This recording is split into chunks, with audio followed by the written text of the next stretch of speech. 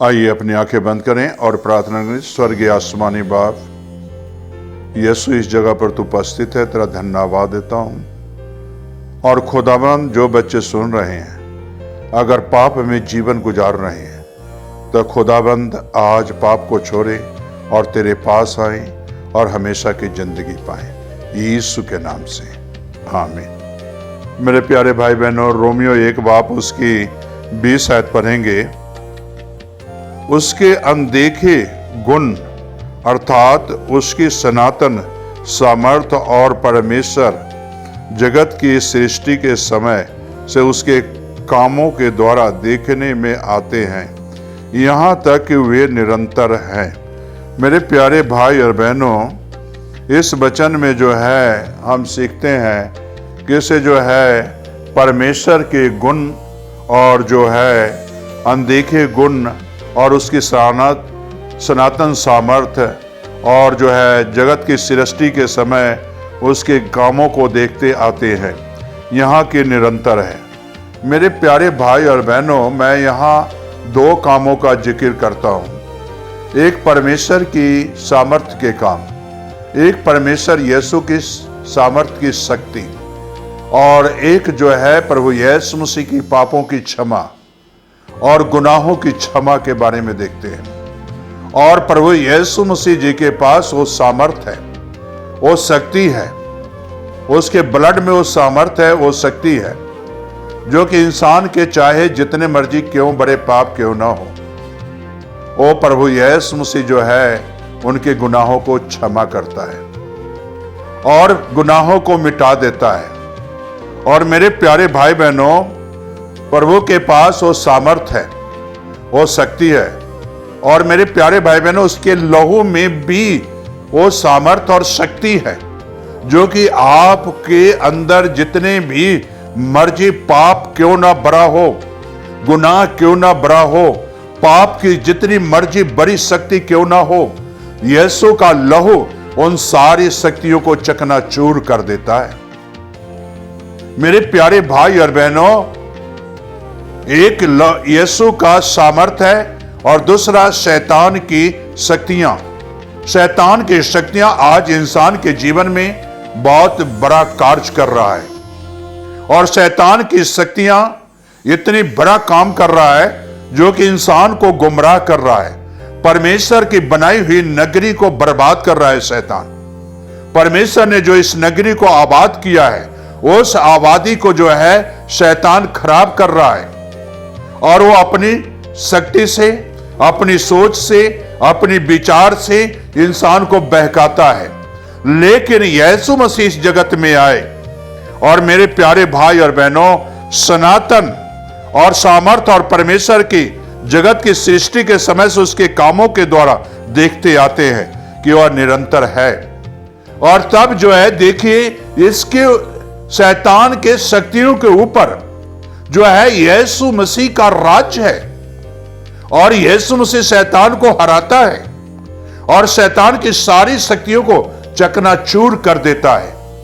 जो भाई बहन यीशु मसीह के पास आते हैं और अपने पाप को यीशु के आगे रख देते हैं, तो यीशु उसके बदले में अपना ब्लड देता है, और वो ब्लड जो है शैतान की चाहे जितनी मर्जी शक्तियां हो, जितनी मर्जी उसके अंदर सामर्थ्य हो शैतान की, यीशु मसीह का ब्लड जो है उसे निरंतर साफ कर देता है और एक अच्छा इंसान और एक अच्छा नागरिक बना देता है परमेश्वर का। मेरे प्यारे भाई और बहनों, अगर देखें यहाँ किसे जो है, अगर साउल को ही देखो जो पौलुस बना, उसके पास कितनी शैतानी शक्तियां थी, शैतानी सामर्थ्य थी, शैतानी सोच और शैतानी विचार था, शैतानी गुनाह था जो मसीह लोगों को सताता था। लेकिन मेरे प्यारे भाई और बहनों, जब दमिश्क के रास्ते पर यीशु मिला तो मेरे प्यारे भाई बहनों, सारी शैतानी सोच, सारी शैतानी विचार, शैतानी ख्याल जो है वो दमिश्क के रास्ते पर ही रह गया। एक नया सोच साउल को मिल गया, एक नया जीवन मिल गया, एक नई जिंदगी मिल गई, और अनदेखे परमेश्वर को उसने विश्वास किया। बेशक मसीह लोगों को सताता था, लेकिन जब यीशु ने उसे दर्शन दिया तो मेरे प्यारे भाई बहनों उसकी जिंदगी बदल गई, उसकी पाप भरी जिंदगी बदल गया। तो मेरे प्यारे भाई बहनों साउल ने कोई बहाना नहीं बनाया, कोई बहाना नहीं बनाया, नहीं आज नहीं, मैं कल तौबा कर लूंगा, आज दमिश्क के लोगों को मैं बांध कर लेके जाना है यरूशलेम, कल आऊंगा यीशु मैं तौबा करूंगा। उसने कोई बहाना नहीं बनाया, जैसा कि आज हम लोग बहाना बनाते हैं। मेरे प्यारे भाई बहनों बहाना बना छोड़ दो।